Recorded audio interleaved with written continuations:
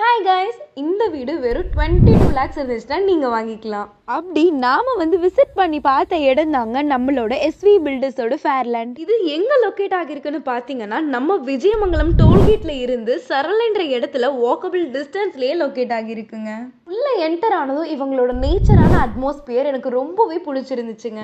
நீங்கள் இந்த ட்ரீம் ஹவுஸை வாங்கணும்னு நினச்சிங்கன்னா உங்களுக்கு முன்பணமாக 10,000 ரூபாய் இருந்தால் போதுங்க.